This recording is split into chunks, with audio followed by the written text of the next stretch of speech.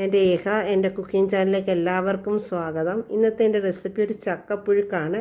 ചക്ക വേവിച്ചതെന്നും പറയും. ഒരു ചെറിയ ചക്കയാണ് ഞാൻ എടുത്തിരിക്കുന്നത്.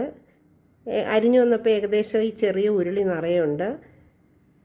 5-6 ചക്കക്കുരുവും കൂടെ ഞാൻ ചെറിയ കഷ്ണങ്ങളാക്കി അതിലേക്ക് ഇടുന്നുണ്ട്. അപ്പോൾ അത് വെന്ത് വരുമ്പോൾ ചവയ്ക്കുമ്പം നല്ലൊരു ടേസ്റ്റാണ് അതിന്.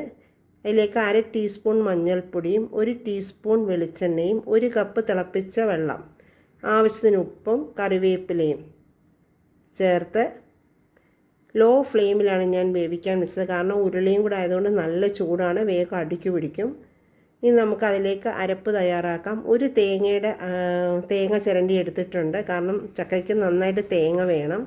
6 കഷ്ണം വെളുത്തുള്ളിയും 1/2 ടീസ്പൂൺ ജീരകം, 1 ടേബിൾ സ്പൂൺ മുളക് പൊടി, കറിവേപ്പില, പച്ചമുളക് എരിവനുസരിച്ചെടുക്കാം. ഞാൻ 3-4 പച്ചമുളക് നിങ്ങൾക്ക് എടുക്കാം. ഞാൻ 3 പച്ചമുളകാണ് ഉപയോഗിച്ചിരിക്കുന്നത്.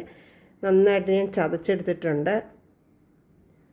ഇനി നമ്മുടെ ചക്ക നോക്കാം. ചക്ക ഏകദേശം 3/4 ഭാഗത്തിൽ കൂടുതൽ വേവായിട്ടുണ്ട്. വെള്ളമൊക്കെ വറ്റിയിട്ടുണ്ട്.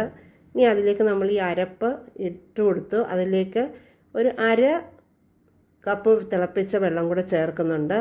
എന്നിട്ട് ഫ്ലെയിം ഒന്ന് മീഡിയത്തിലേക്കാക്കി അടച്ചു വയ്ക്കുക. ഇടയ്ക്കൊന്ന് ഇളക്കി കൊടുക്കണം, കാരണം വേഗം വെള്ളം വറ്റിപ്പോകും. ആവശ്യത്തിന് കറിവേപ്പിലയും ചേർക്കുക. ചക്ക വെന്തിട്ടുണ്ട്. ഈ ഫ്ലെയിം ഓഫാക്കുക. എല്ലായിടത്തും ഉപ്പ് പോരെങ്കിൽ ഉപ്പ് ആവശ്യത്തിനും കൂടെ ചേർത്ത് കൊടുത്തിട്ട് നന്നായിട്ട് ഇളക്കി യോജിപ്പിക്കുക.